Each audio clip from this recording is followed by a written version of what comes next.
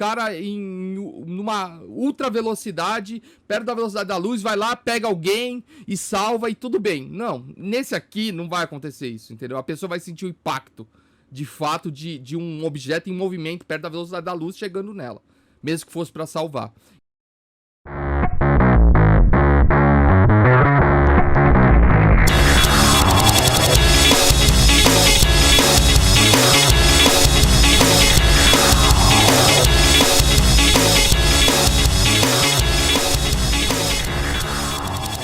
Galera, bem-vindo a mais uma live. Agora estamos começando aqui hoje o podcast sobre o terceiro podcast sobre Invincible e sobre Falcão e Soldado Invernal. Eu sou o Ricardo.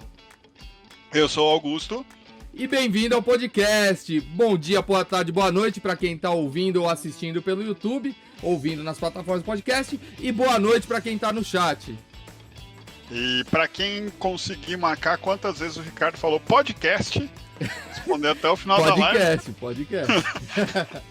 Vai ter o direito de poder falar podcast também. Galera, a gente vai fazer o seguinte, a gente vai rolar a live aqui, falando sobre os assuntos que a gente definiu para hoje, e perto do final da live a gente vai abrir para perguntas, vai abrir também, hoje vai ter sorteio, né, que essa semana toda a gente tá em comemoração aí de mudança do canal, então vai ter sorteio no final do podcast, beleza? Então vocês podem ir interagindo aí, vocês todos podem escrevendo perguntas que no final do podcast a gente vai pegar, vai ler todo o chat, mas enquanto a gente estiver gravando aqui a gente não vai interagir muito, beleza? Já contei 8 vezes que ele falou a palavra podcast. Vamos lá, quem acertar no final, no final, quantas vezes eu falei podcast, vai ganhar um brinde. Tô zoando. Não dá ideia. Eu só dou ideia, aí eu jogo o problema pra vocês. Minha função aqui é dar ideia. Tudo bem? Tudo certo, e contigo? Vamos falar do Invencível? Vamos falar de Invencível. Eu queria aquela chamadinha do seriado. Pra quem não tá vendo, toda vez que ele vai falar o nome dele, aparece o nome do seriado no começo. Achei bem legal aquilo lá. Invincible. Não prestou atenção? Não, no... Problemas técnicos, falhas técnicas. Durante o episódio ou só no começo? Não, você assistiu quantos episódios já? São 5 lançados. Todos. A gente vai falar pra quem não tá. A gente tá falando do Invincible. Vamos tentar fugir de spoiler. Eu acho que tem que dar um spoiler, que é o final do primeiro episódio, mas é o final do primeiro episódio. Então, fazem 5 semanas. Eu fugiria dele pelo seguinte, não fazem 5 semanas, porque na primeira semana já saiu 3 episódios. Saíram 3, tá bom. Exato. Vamos tentar fugir de spoiler, a gente não garante nada pra isso tem edição. Mas eu tentaria evitar, pelo menos assim. Vamos ter spoilers do Soldado Invernal, isso com toda certeza, até porque a gente vai estar falando dos 4 primeiros episódios, até o momento, né, que foi o que saiu.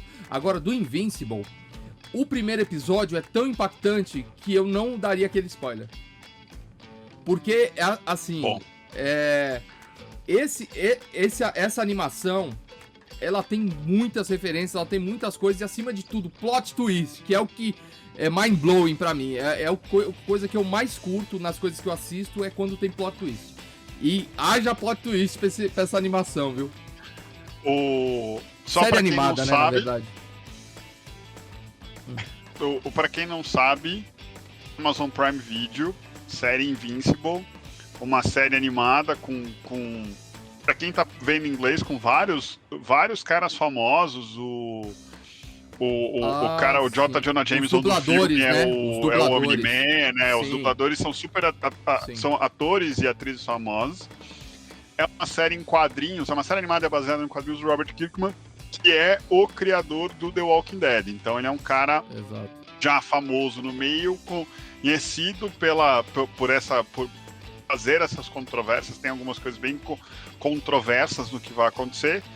E aí, seguindo um pouco a linha do novo mercado de herói, que é hoje qualquer cenário de streaming e tudo mais, os que fogem de Marvel e fogem de DC fogem da Marvel, porque a DC é extremamente violento, e ele desconstrói as regras do que a gente tá vendo, que é um pouco da história do plot twist que o Ricardo tá falando, que enquanto o copo estiver cheio, eu prometo não vou falar, mas vai bebendo até o final do episódio.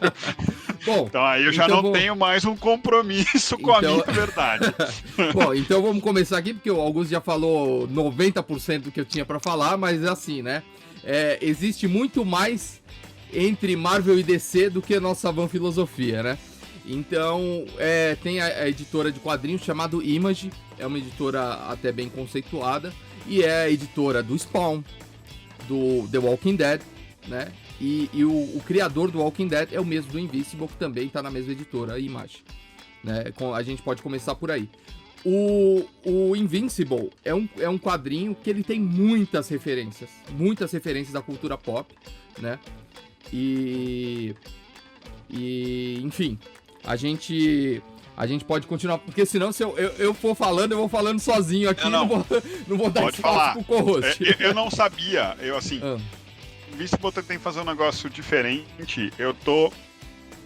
Quando começou a sair, eu li um pouco um conceito, então eu tinha uma ideia do que ia acontecer no final do episódio. Eu já sabia. Tinha algumas histórias, até porque tem um quadrinhos, ele é extremamente baseado no quadrinhos. Sim. Mas eu não sabia o que ele ia me dar. Eu não sabia como ia acontecer, como ia ser executado, não sabia como ia dar, então eu não fui atrás de tanta referência. É um cara que eu pesquisei menos do que eu olhei pra Falcão e Soldado Invernal. Esse cara eu tô curtindo As We Go como eu já sabia, então eu tô fugindo um pouco das referências. Lógico, tem referências claras, assim, eu acho que é os Guardiões, eu esqueci o nome exato. Guardiões do Globo. Basicamente... Guardiões Globais, Guardiões do Globo. São basicamente uma versão da Liga da Justiça. Exato, tem o Aquaman, que é o peixe, tem o Batman, vai estar muito claro. Então ele tem uma inspiração, e aí por isso que eu falo da questão da contravenção da regra. Tem o Marciano, a Lanterna Verde. Tem o The Flash. A Mulher Maravilha. Tem a Mulher Maravilha. Tem o Ajax o Marciano, porque o nome do cara o Marciano, então tá bem claro que é o Ajax o Marciano. E o que eu achei legal...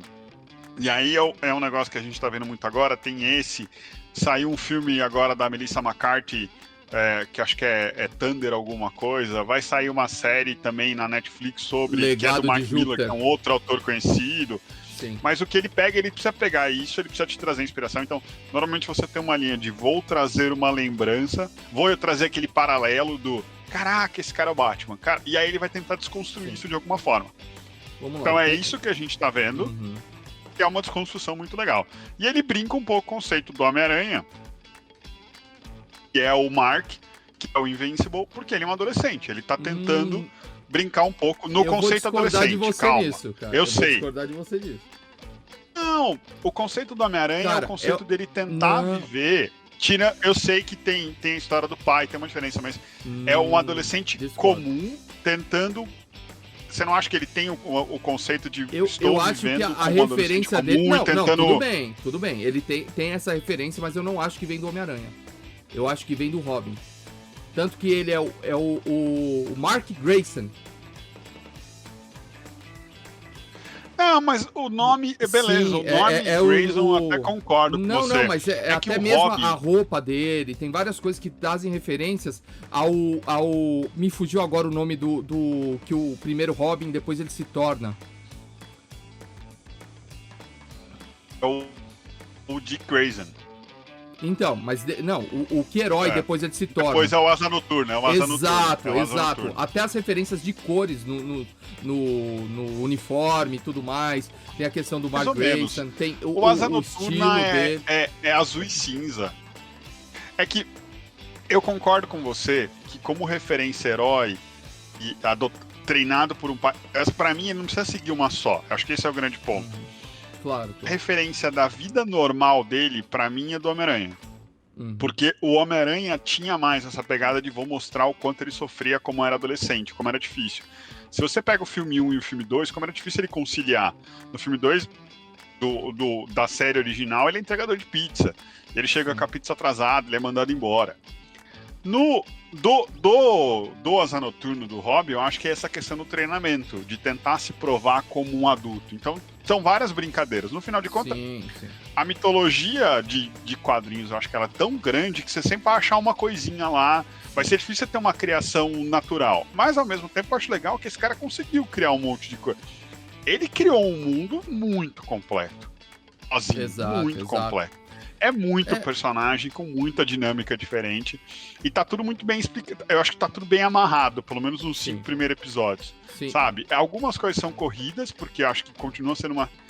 É uma série de 45, 50 minutos. É quase como uma série live action. Exato. Bastante tempo.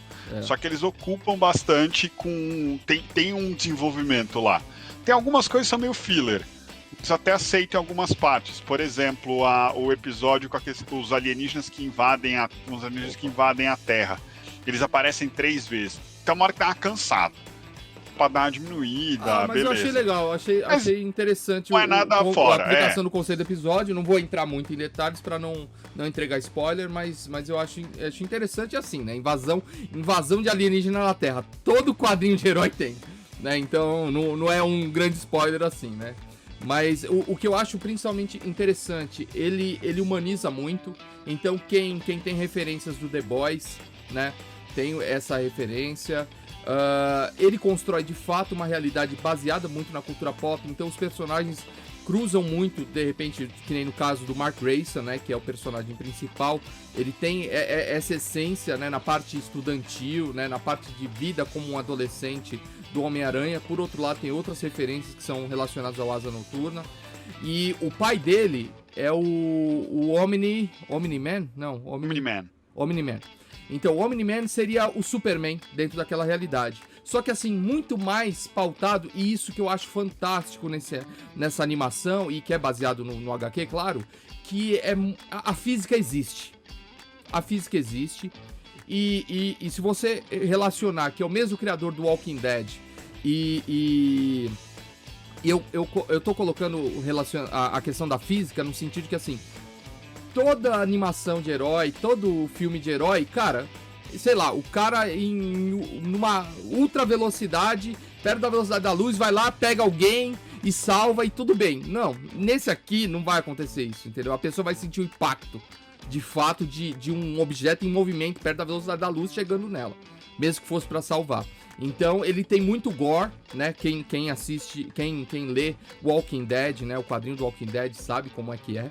Tem muito gore, né? Tem muito sangue, tem muita coisa, porque ele é muito pautado na questão da física, muito próximo da realidade. Então, um herói, ele não vai simplesmente salvar alguém, ele tem que tomar esse cuidado, porque se ele for lá, sei lá, usando a super força dele ou tal, ele vai destruir a pessoa, ele não vai conseguir salvar. Eu concordo, mas o que eu acho é que a física existe quando convém. Acho que, assim, eu não acho que o fator principal é legal, não é uma crítica, mas algumas coisas nessa história da física existe me incomodaram. Achei legal a questão do voo, como o cara ensina a questão de voar, como ele consegue se equilibrar na questão do voo, a brincadeira, acho que ele brinca com a história da bicicleta, mas eu tô pensando na cena que ele tá salvando uma mulher, acho que não é spoiler, e ela fica toda machucada porque ele foi salvar ela em alta velocidade, a física existe. Mas tem uma outra cena, não sei, eu acho até que é no mesmo episódio, um episódio anterior, que ele vai pra lua e conversa com o cara. Ele respira, então... Não, mas peraí, aí incomoda. É o seguinte, não, mas aí tem a ver com a questão de construção da realidade, que os vitruvianos, e aí, vamos lá, o personagem principal ele é meio vitruviano. Tem outra cena... Ele é meio vitruviano. É que daí tem outra cena que ele vai pra Marte e ele precisa do negócio no capacete. Beleza, que o cara não é humano, ok, mas leva um conceito de respiração depois. E o cara que tava falando com ele, tanto que ele menciona, quando ele tá lutando no espaço, ele menciona, como assim você tá falando dentro na minha cabeça? Entendeu? Então tá falando por telepatia. Não. Realmente, o som não tá propagando no espaço. E na realidade, é muito mais uma questão, dentro da minha concepção, tá? Dentro do que eu entendi acompanhando. O que deu a entender é que ele não sabia, porque ele estava habituado a ser humano, porque ele é meio humano, então ele não sabia que ele não precisava respirar. Porque os vitruvianos, eles não precisam respirar oxigênio. Eles não precisam. Então é por isso que o pai dele, né? que seria o Superman dentro dessa realidade. Você entendeu? Ele vai pra Marte e ele usa um capacete. Então, é justamente essa insegurança dele de que ele precisa respirar. Mas o fato é que o lado vitruviano dele não precisa. Não precisa. Eu não entendi, eu ainda não acho. Eu vou até assistir de novo, porque até o pai dele vira e fala que Lua era perto. Sim, tudo bem. Quase não é espaço. Quando ele vai para Marte, o pai dele fala que ele precisa. Eu não entendi que ele não precisa respirar. Mas não, o pai dele fala que é longe, né? Não fala que necessariamente ele precisa daquele exatamente, pra mim é porque tá relacionado porque ele fala sobre respirar. Porque ele pergunta sobre respirar, daí o pai dele fala, não respira. E aí ele vai, quando ele tá chegando no limite ali do rarefeito, ele vai e puxa ar e vai. Só que isso é uma mentalidade dele. Uma mentalidade dele, não quer dizer que necessariamente ele precisa de fato. Não, eu ainda tenho minhas dúvidas. Eu poderia rever de novo, não sei se eu vou rever de novo pra ver, mas é a única coisa que meio que, assim, acho que a lógica final, eu acho que ela não vai ficar bem construída, não é o ponto principal, mas é um pouco do que você falou, a ideia é ser gore. Então, se a ideia é brincar com o conceito de ser gore, ela vai trazer um pouco mais de aspecto na realidade, ela vai ser mais violenta, ele vai... Exato. E é legal. Outra coisa que me incomodou, até foi um pouco das coisas que eu vi sobre o review, é que eu achei a animação muito simples. Então, cara, mas eu gostei da animação. Eu gostei, porque traz referência, quem assiste a animação mais das antigas, X-Men Evolution, Batman The Animated Series e o Liga da Justiça, que passava na mesma época do X-Men Evolution. É aquele traço. E eu gostei.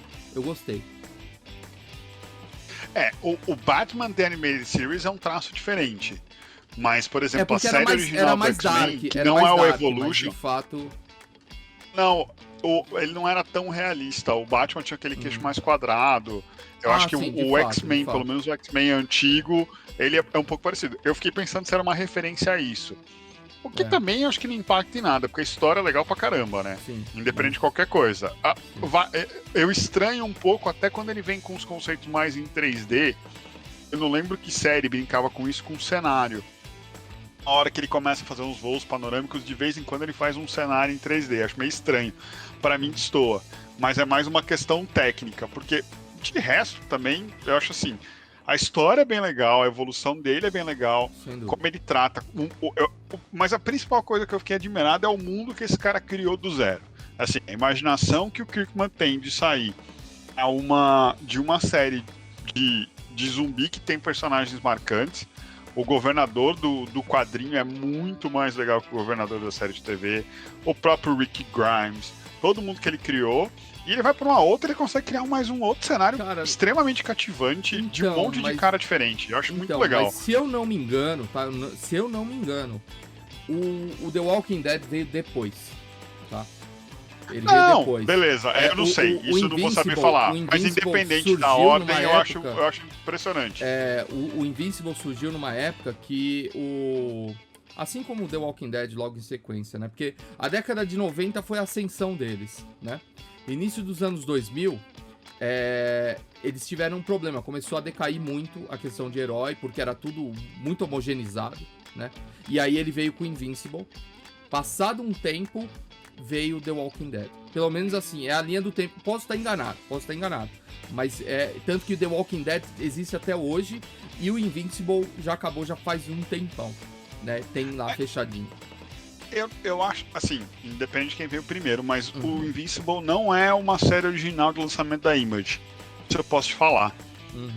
Ele era, acho que o Youngblood, que era do Rob Liefeld, o Spawn do McFarlane, tinha um grupo do Jim Lee, nos 4 grandes, e tinha um do Eric Larson, que era um cara meio Hulk, que era um detetive verde, que eu esqueci o nome completamente. Esses eram os 4 principais que lançaram e depois começaram a vir. O Invincible não veio de começo, o Kirkman não entrou de começo na história no começo dos anos 90. A Image, acho que ela foi lançada em 92, 93. Sim. Mas beleza, ela não tá no começo, eu não sei falar que veio primeiro, não. Mas independente como criador, é fantástico. O Kirkman, pra mim, eu tenho uma coisa só que eu acho do Kirkman. Eu acho que ele acelera demais. Pelo menos o que eu senti um pouco da série é que ela podia, por mais incrível que pareça, por ser uma série de 50 minutos, talvez não precisasse ter algumas coisas estão aceleradas, a evolução do Mark, algumas coisas. Mas também pode ser uma questão de gosto. Porque de fato, né? Por causa do personagem para introduzir também. Sim, concordo, mas acima de tudo, eu acho que tem muito mais a ver, talvez, com uma visão da animação, né? Porque a animação tem essa tendência, né, de resumir a HQ, ou no caso dos animes, o mangá, né? E aí ele tem essa coisa que talvez às vezes a gente soe um pouco acelerada, né? Ruxa um pouco a história. Mas eu não sei dizer, porque eu não acompanho os quadrinhos de fato, não tenho como se a história, né, raiz é assim tão acelerada. Mas uma das coisas que eu falo. Eu só tô falando não por causa dos quadrinhos. Se não me engano, o Kirkman tá escrevendo a série. Ah, tá. Okay. A gente posso até checar, mas ele não é só criador. Ele tá escrevendo pra série animada. Por isso que eu tô achando. Eu acho que deve ser super fiel. Mesma coisa, eu não li a série. Mas algumas coisas são meio aceleradas. Um personagem introduzido e acontece alguma coisa. Algumas coisas um pouco soltas. Mas, de novo, acho que a construção de um cenário. Acho que ele poderia usar mais o cenário. Poderia usar mais alguns personagens de alguma forma. É bastante voltada no Mark. Até um negócio super legal que eu tô achando do Falcão e o Soldado Invernal, que a gente falou da Marvel no primeiro podcast. O quanto que a Marvel respeita o mundo que ela tem. O quanto que ela... Talvez ela valorize um pouco demais. Mas quanto ela valoriza os heróis que ela tem. O quanto que ela, de fato, acredita que todos os personagens têm uma importância quase igual. Eu acho que legal o mundo que ele criou, mas eu queria ver ele respeitar um pouco mais esse mundo, tudo que ele criou junto. Então, mas assim, a gente tem que começar com algumas referências, né? Primeiro, a Image é uma editora que ela surgiu com sete artistas que saíram da Marvel, né? E fundaram essa editora. E aí eles criaram algumas HQs e eles não existe um multiverso, tá? Não existe o ICM ou enfim, o que seja, né? Não existe o universo da Image. São todas realidades paralelas, né? São todas realidades únicas ali, que eles não têm essa intenção de cruzar. Então, provavelmente, a não ser que seja uma participação especial no HQ, você não vai ver o Spawn ou o Rick Grimes na história do Invincible e vice-versa, né? A gente tem que começar por aí. Agora, com relação ao universo, a tudo, cara, na real, tudo é background, porque ele é totalmente focado nas relações humanas, assim como é The Walking Dead, né? Ele ambienta naquela realidade que é única, que existe, por exemplo, nesse caso é uma realidade de heróis e muito pautada na realidade, né? Então é muito próximo, apesar de ter superpoderes, né? Tem essa questão que aí eu tô pontuando como física, né? Mas é mais factível de acontecer na nossa realidade do que na realidade da Marvel ou da DC. Só que é totalmente background. O principal é realmente as relações humanas ali, os conflitos humanos. Então, mas não é isso que a gente tá falando a mesma coisa. Eu tô falando do tratamento do personagem como personagem, do conflito humano como conflito humano. Então, de desenvolver aquele personagem.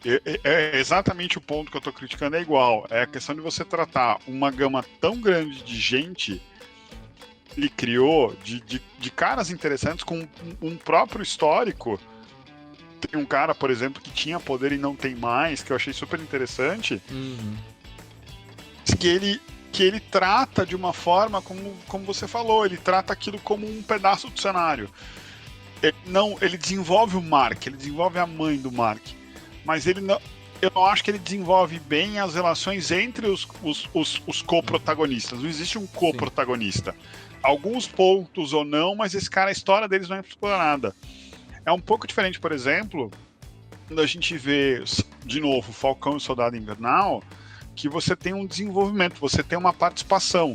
O Zemo não tá lá porque ele tem... ele não tá lá como vilão da semana. Ele tá lá para ser desenvolvido. O último episódio, o quinto episódio, eu achei que melhorou isso.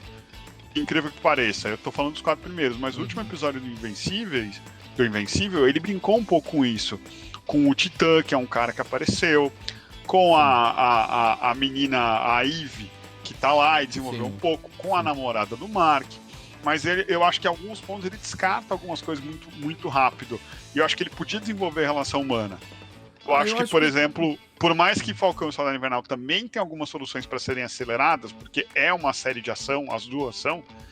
Você quer ver você quer ver o pau quebrando? Afinal de contas, é a diversão do negócio, é a cena de ação. Eu acho que ele o que ele respeita, ele tem uma adoração maior, ele tem um carinho maior pelos caras que ele criou. E eu acho uma pena, porque os caras que o Kirkman criou, toda a gama que ele criou, algumas saídas fáceis de roteiro, como sempre vai ter, mas são caras muito legais. Eu gostaria de conhecer a fundo todos aqueles personagens. Eu não sei se ele desenvolveu isso no quadrinho, se vieram antes, mas eu achei muito legal.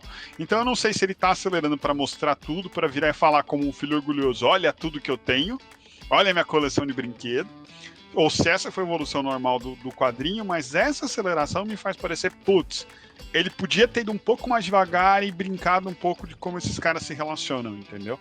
Não, concordo. Eu acho que talvez tenha uma questão mercadológica aí, de repente fechou determinadas temporadas com a Amazon, etc. E é uma questão que a gente não tem como pontuar, porque de fato a gente não acompanha o quadrinho, não sabe como é que é a evolução do personagem dentro do quadrinho.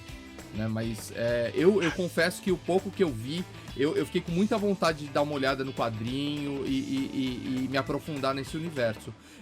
Quem gosta, né, por exemplo, do The Boys, né, tá vindo aí o Legado de Júpiter, que esse, com certeza, assim que lançar, vai ser um que a gente vai trazer pro podcast, que vai ser a versão, né, tipo, o concorrente aí do The Boys, mas da Netflix.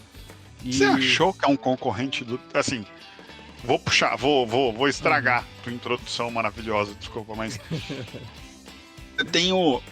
Eu não gosto do Josh Duhamel, que é o cara principal do Legado de Júpiter. Mas eu não me interessei muito por Legado de Júpiter. Eu já sabia a história do The Boys, eu conheço um pouco menos do Legado de Júpiter. O Mark Millar, que é o cara que criou o Legado de Júpiter, é o cara que criou o Procurado. Então ele ganha alguns pontos por algumas coisas que ele fez muita coisa da Marvel. Sim. Mas eu não sei, eu tô sentindo que a Netflix, ela tá desenvolvendo algumas coisas extremamente genéricas.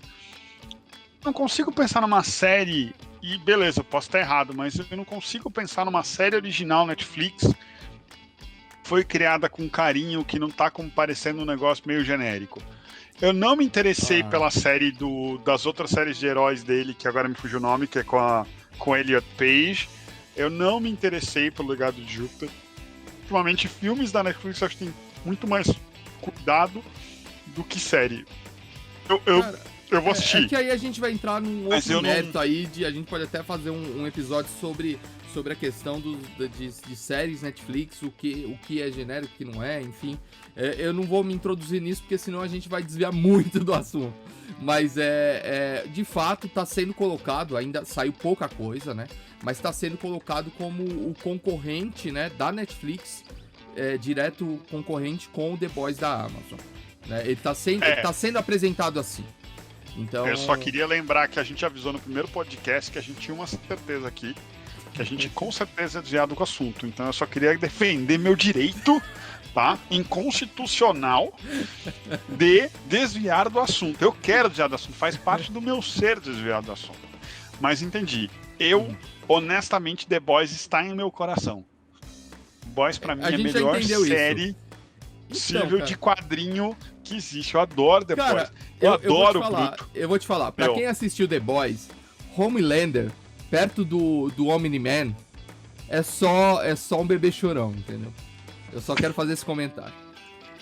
Com isso, encerramos o podcast para sempre. É ridículo. Não, eu acho, assim...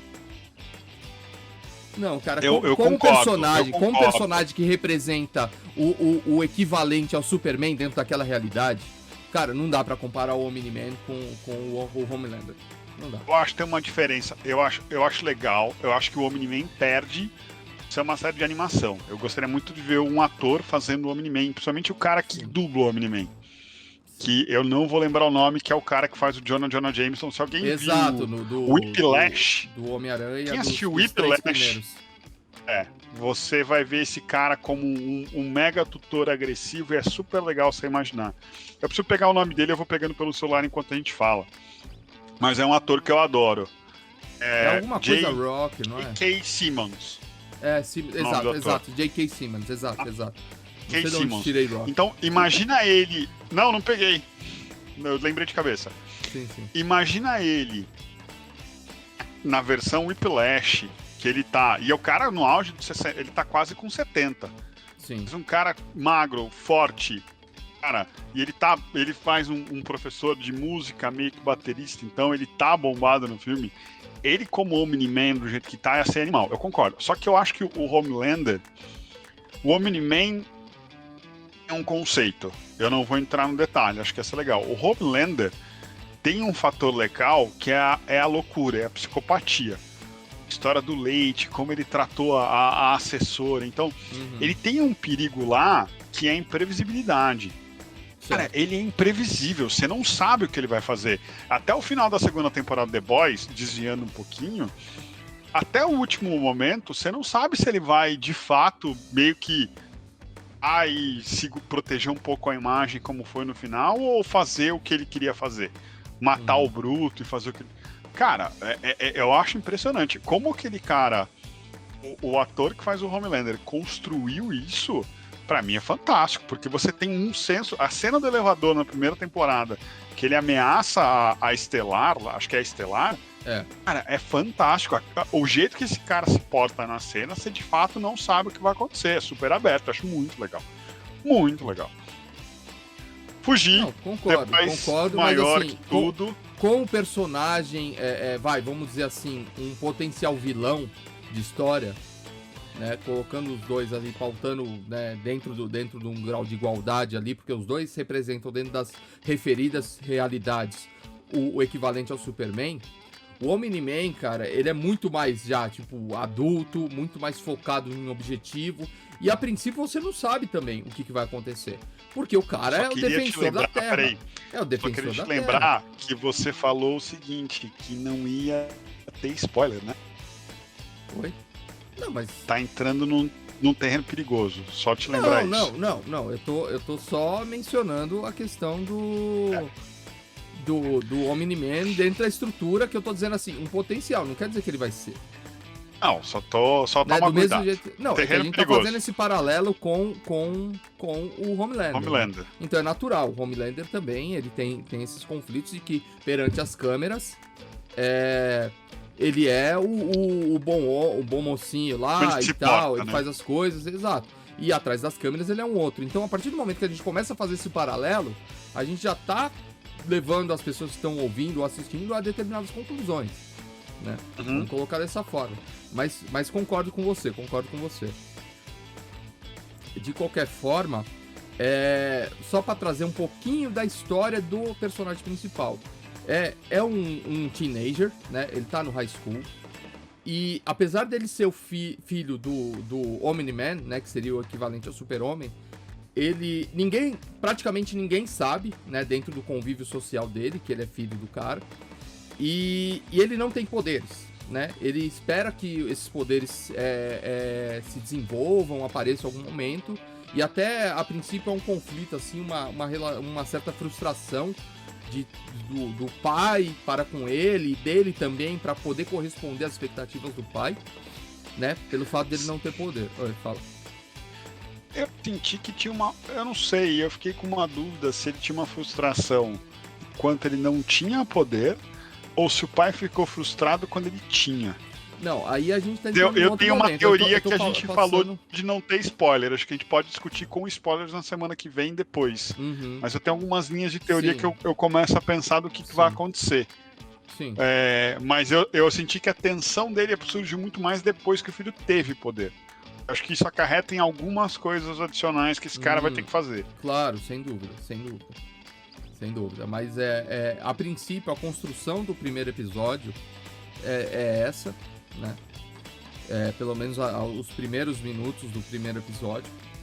E até que, por um motivo assim aleatório, simplesmente surge, né? Ele trabalha, ele tem uma vida normal, uma vida bem ordinária, bem comum.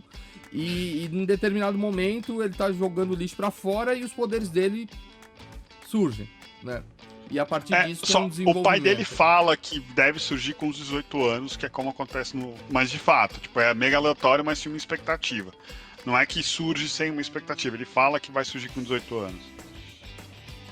Que acho que ali ainda dentro do contexto, acho que ele tá com 17, né? Acho que ele tá nessa faixa. Não, tá na hora. Sim, Eu acho que esse é o ponto, tinha essa expectativa. E ele sendo meio vitruviano, que é a história, e aí a gente num outro episódio, que a gente for tratar de repente de teorias, né, e aí com spoiler, etc, a gente pode trazer detalhes sobre o planeta, sobre a origem dessa raça vitruviana, etc, o que representa o Omni-Man e tudo mais, mas aqui é só o fato de que ele é meio vitruviano, que seria essa raça que, assim, para dar uma referência, uma noção, seria uma mistura de... o planeta dos vitruvianos seria uma mistura de Krypton com o planeta Vegeta, sabe? É tipo... É um lance Krypton meio assim. Krypton com Vegeta. Pra quem gosta de anime aí, Dragon Ball Z, vai sacar a referência. Então... É meio por aí. E o desenvolvimento a partir dali, né, a evolução dele é bem interessante, como a história vai direcionando.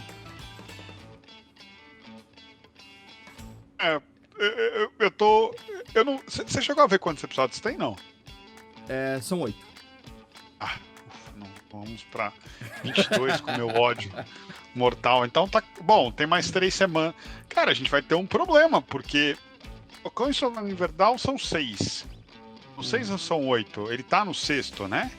Não. Uma coisa assim, quarto. tem mais. Tá no 4. Então são 6. Não. Okay. Eu tô tentando juntar. Eu tenho um problema de cabeça agora. Então, tem mais 2 semanas de Falcão e Soldado Invernal. Um Alzheimer, o que eu tenho. O que eu tô fazendo aqui mesmo? Tá.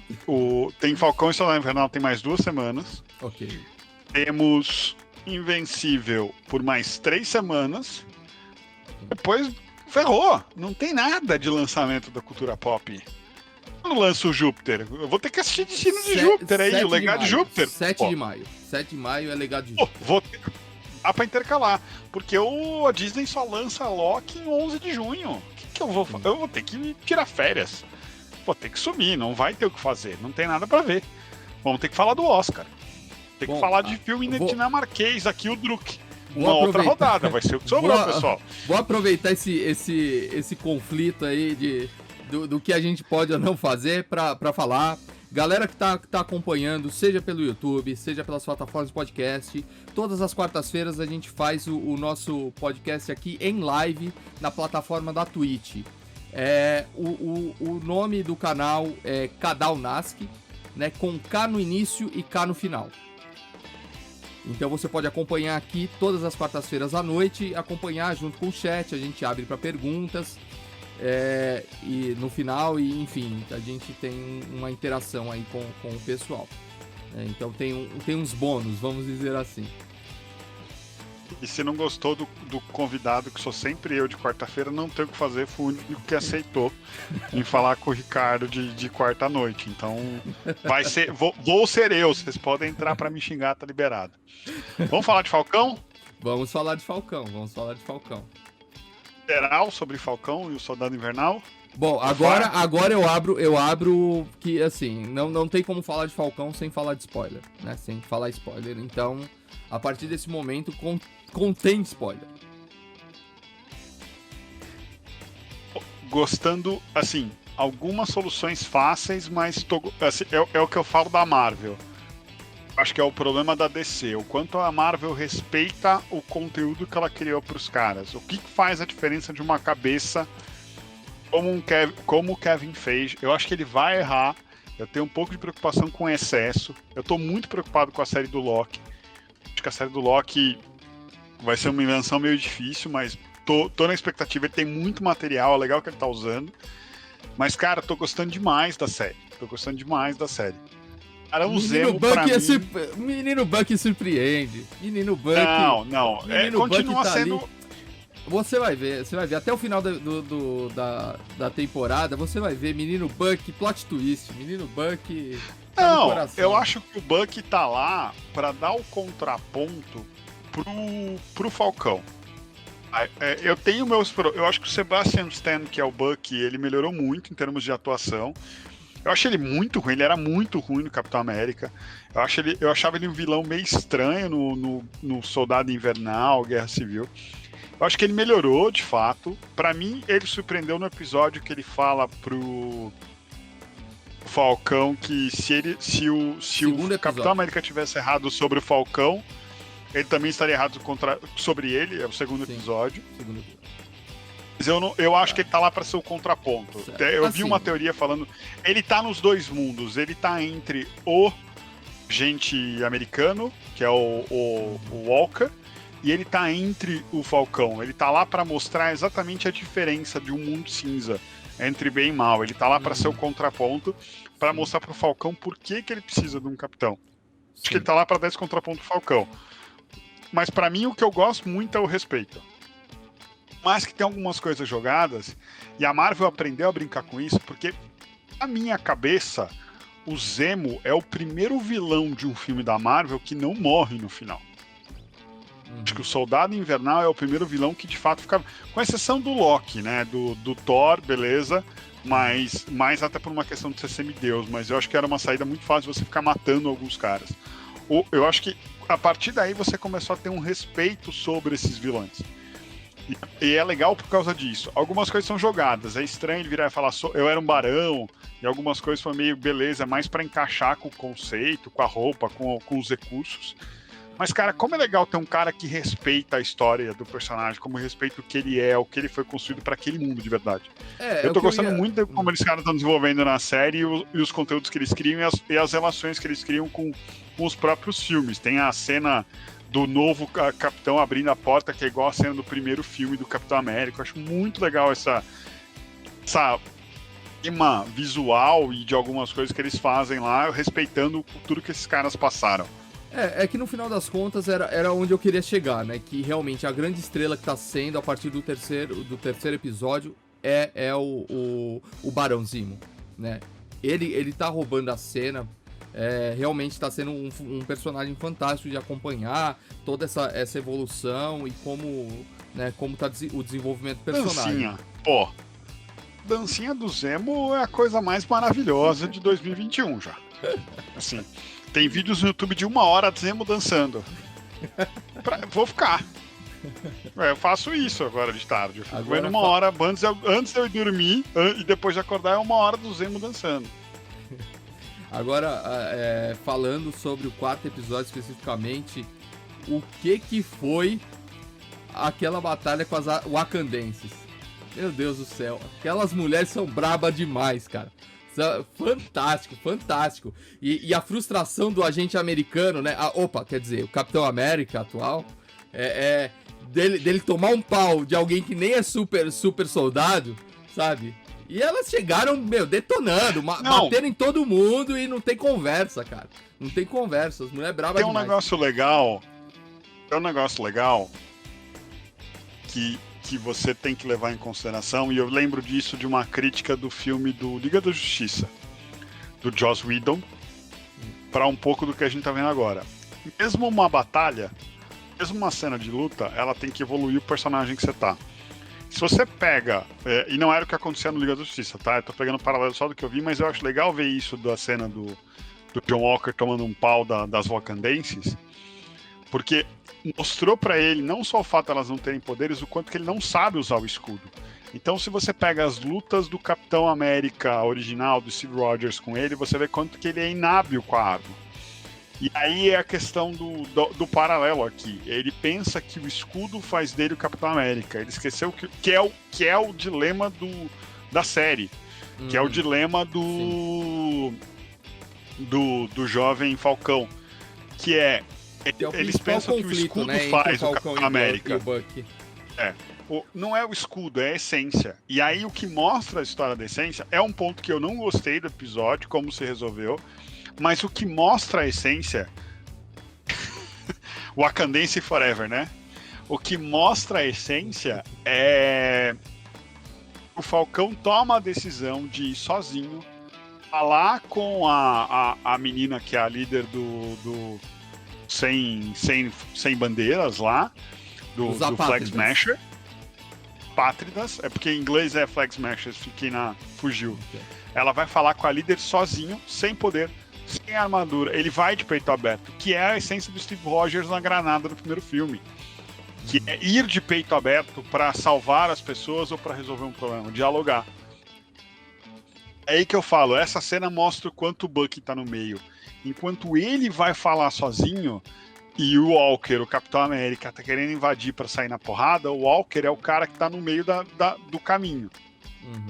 Desculpa, o Bucky é o cara que tá no meio do caminho. Então, já mostra o quanto que falta só o Sam começar a acreditar nele. Então, porque o Sam tá pensando no escudo, mas o que o Capitão América viu nele é a essência. Eu, pessoalmente, eu acho que a evolução da série, até pra série funcionar, eu acho que vai ser o conjunto dos dois que vai ser o Capitão América. Pra um conceito de série. Eu acho que quem vai carregar de fato o escudo vai ser o Bucky. E essa questão ideológica, essa questão quase que inconstitucional do que é o Capitão América, independente do símbolo, independente do escudo, é o Sam. Né, o Falcão. Cara, é que... beleza que o símbolo foi manchado, literalmente, no final do episódio. Mas eu acho estranho que o Bucky seja considerado... O Bucky, independente dele ter conhecimento ou não, ele tem o passado. Ele é um cara quebrado, ele não se... Tudo bem que nenhum dos dois se vê, mas ele não age como o ideal. Ele não age como o elevado, o cara que coloca a vida no lugar dos outros, ou ele vai tentar resolver um negócio de tentar construir algo, de tentar mudar a essência. O Bucky vai resolver o problema, o Falcão vai mudar a essência.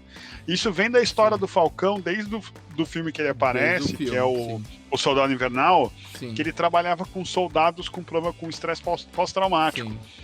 Ele é um cara que trabalha a essência. E o Capitão América... E acho que isso é muito mais importante nos Estados Unidos, mas se a gente pegar todo o conceito de se virar contra a própria pátria na Guerra Civil, virar um monte de coisa, ele é um cara que ele mexia com a essência.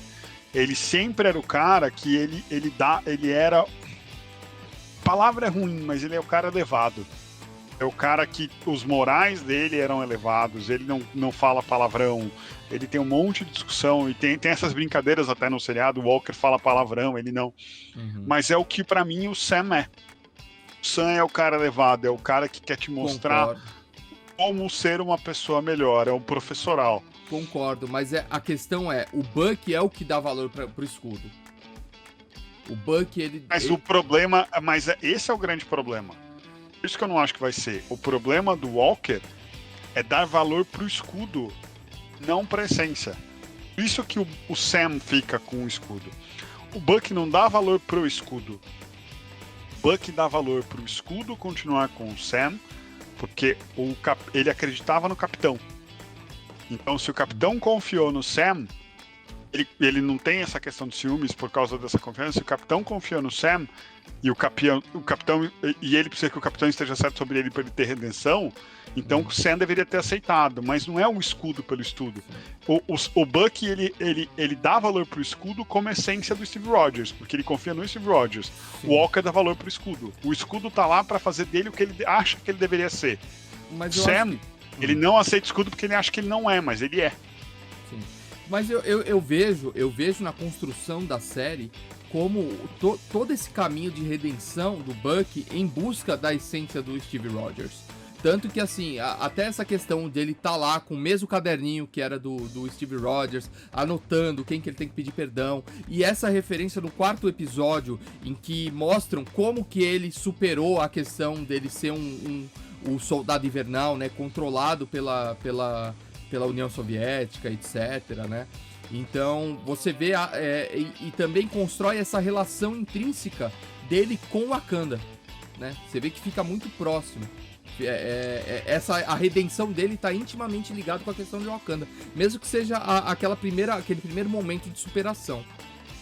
É que, ao mesmo tempo, no episódio anterior, quando eles estão em Madripoor, que ele fala, que o Zemo fala pra ele Estava seguir, certo, eu estava certo, só um detalhe, quem ouviu o primeiro podcast sabe que eu falei de Madripoor, o meu co-host falou, não vamos nos antecipar, era Madripoor. Não, calma. Era Madripoor, você falou que poderia ser qualquer cidade.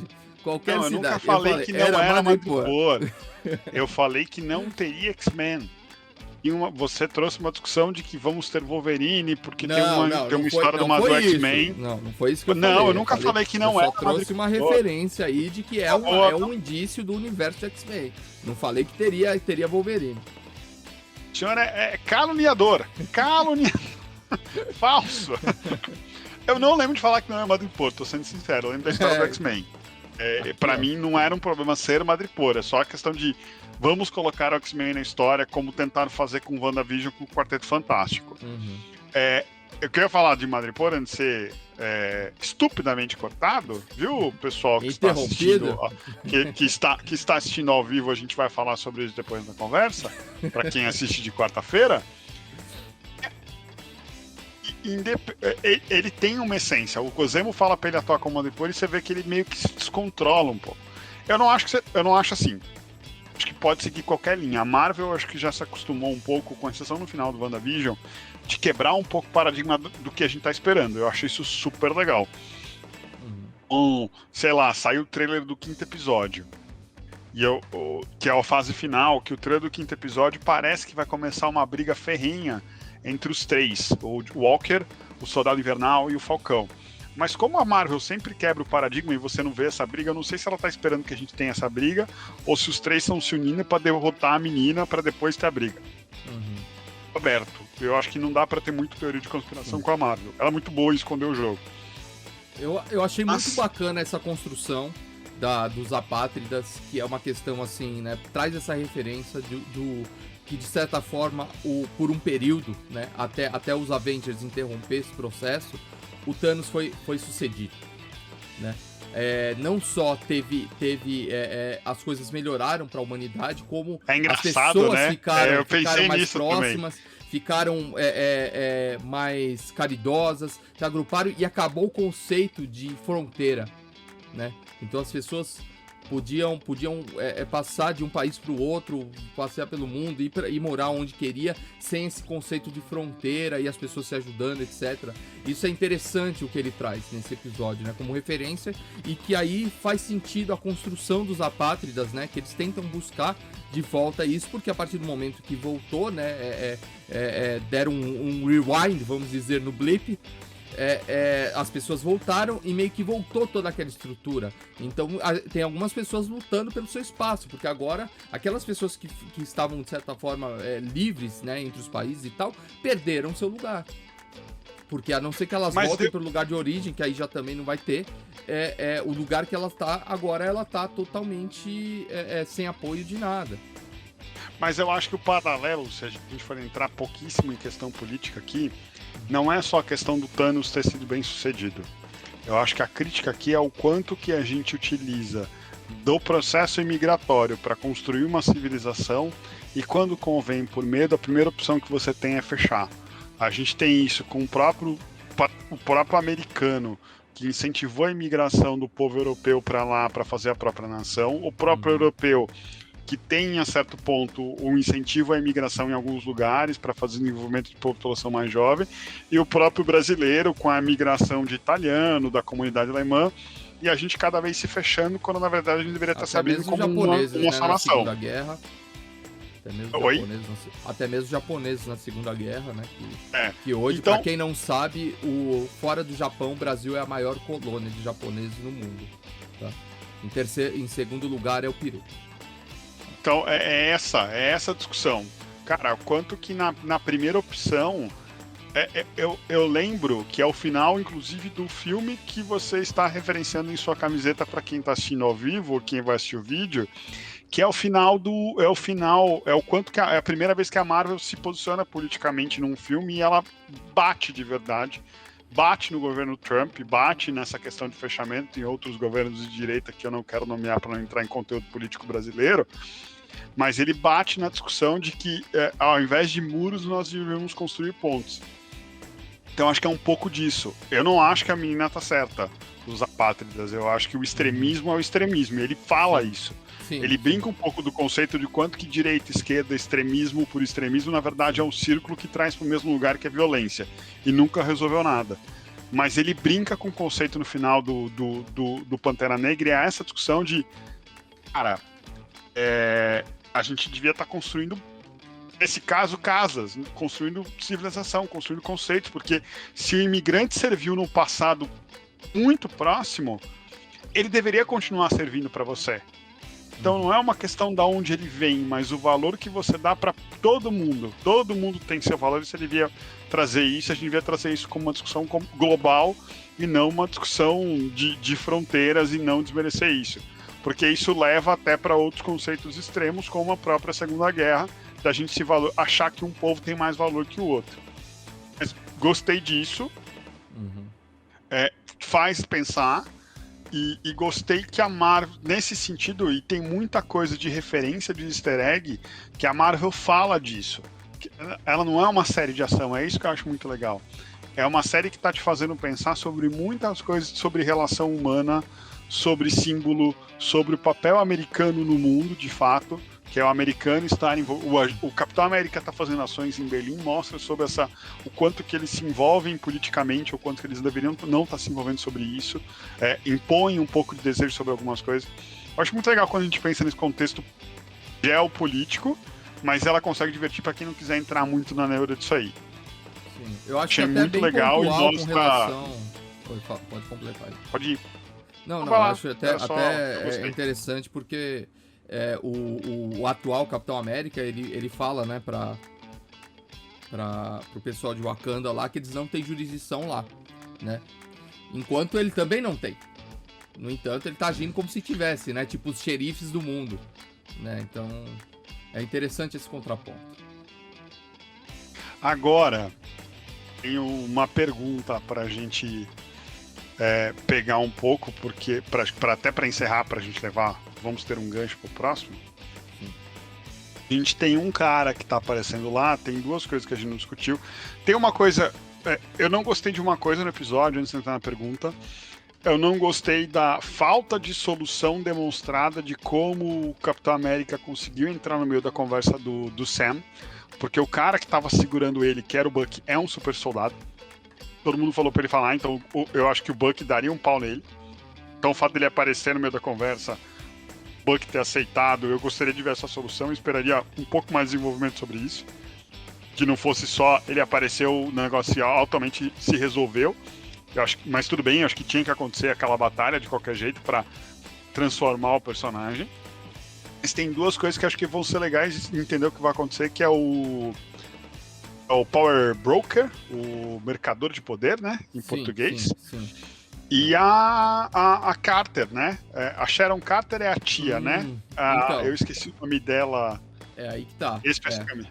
É aí que tá. Eu pessoalmente acho que só tem meio que quase que duas saídas, né? Talvez uma terceira, mas eu vejo duas principais pra saída da Carter, que ou ela é um agente infiltrado do Fury lá, ou ela é a própria Broker, né? O negociador de poder. Tem uma teoria, não lembro do site, acho que é do Rafael PH Santos, que o Power... Não é de um site americano, é do Screamman, que é o Zola. O Zola é o cientista alemão que suporta o Caveira Vermelha no final no primeiro filme do Capitão América. E ele é aquela entidade que está no computador no segundo filme. E tem uns paralelos, umas telas verdes que nem ele usava, tem um desenho de um robô, alguma coisa assim. Mas eu acho que é um pouco daquele negócio de mais o que o fã quer ver, que de fato utilizar isso. Então. Mas eu fiquei pensando dela como... Eu fiquei pensando no Zemo, que eu achei legal, e é a história do respeito ao personagem, o Zemo destruindo as ampolas, o quanto que ele não quer um símbolo, o quanto que ele não é um cara poderoso. Achei muito legal. Foi muito ele não utilizar, não é uma questão de poder. O Zemo, até pela história dele no filme do Guerra Civil, no Guerra Civil, da família, o que aconteceu. Acho legal ele manter esses ideais, achei muito legal. Mas eu fiquei pensando que talvez fosse ela. Que ela estaria envolvida na história. Porque até quem acompanhou, né, acompanhou o terceiro episódio, dá pra ver o quanto ela tá com influência, o quanto ela tá com poder naquela região em que ela quer verbalmente apresentar que ela tá ali só encostada, ela não tem quase influência. Não, tem a cena depois da batalha que a menina lá entra no carro da menina, o carro esperando ela pra ir embora, cara, é super estranho, estranho. Exato. Mas eu acho que ela tá envolvida... Eu não acho que ela tá... assim, apesar de achar que ela tá envolvida, eu acho que ela é muito importante, ela tem relações com a tia, com o Capitão América, imaginando que ele envelheceu, eu acho difícil ela ter se revertido pro mal. Então eu acho que é só pra brincar um pouco com isso. Pra mim, apesar de achar que poderia ser em alguns momentos, eu acho que pelo histórico dela é muito mais provável que ela esteja trabalhando com Fury.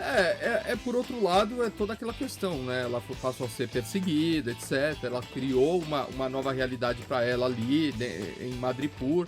Então, não sei. Eu acho que até mesmo pela questão de que a Marvel, ela gosta, né, de quebrar essas expectativas. Eu acho que talvez seja uma possibilidade aí interessante, uma construção dentro do MCU.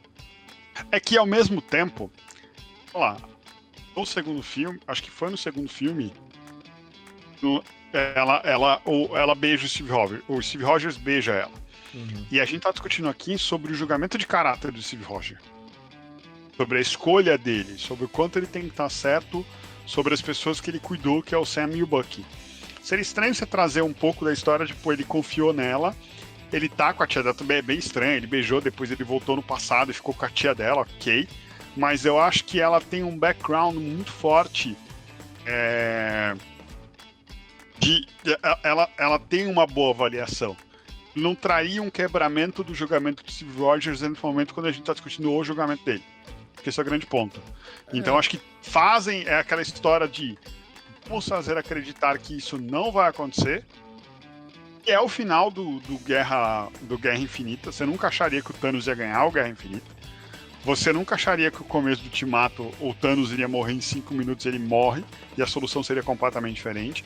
Você acharia que seria um filme da batalha inteira. Tudo bem que era muito difícil que aqueles personagens não voltassem. Mas, cara, eu não acho que você faz um julgamento ruim Agente Carter. Eu acho que vai ser, na verdade... tá te forçando a pensar isso pra te mostrar um outro caminho, então eu acreditaria em Fury, acreditaria em alguma agência, acreditaria em alguma coisa um pouco maior nessa discussão. Pode ser, esperar pra mas ver. De fato... Mas aí deixa em aberto quem é o Power Broker. Aí fica um negócio que é super legal, que joga e fala pouco, mas eu acho que se não mostrar, pelo menos mostrar, não que se resolva, vai ser um pouco frustrante, porque é uma presença muito sentida no episódio. Concordo. Os episódios. Concordo. É que é justamente, né? É a Marvel querendo quebrar expectativas, então ela jogou algumas questões no terceiro episódio que induz a gente a pensar algumas questões pra ela vir e dar o plot twist. Realmente isso é quase que um modus operandi aí. Mas também não é tudo que dá pra fazer plot twist e talvez o próprio desenvolvimento da história, se ela fosse o Power Broker, seria bem interessante. Mas... Pessoal, eu agradeço demais quem acompanhou até aqui. Augusto, quer acrescentar alguma coisa? Semana que vem tem Invencível com spoilers.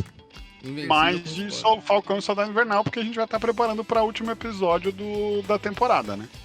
Sim, pode ser. E a gente tem que ficar também atento à questão das sugestões, já que você solicitou sugestões desde o primeiro episódio, estamos cheios de sugestões. A gente precisa também honrar, né, ao compromisso que você fez. Queria lembrar que desde o primeiro episódio eu deixei claro que eu sou um agente de caos, que eu não sigo fórmulas. Então a única certeza que eu tenho eu estou que nem a Marvel, eu estou jogando a expectativa para seguir outro caminho. Por favor, eu estou mantendo uma tradição aqui de não cumprir nada que eu prometo. Obrigado.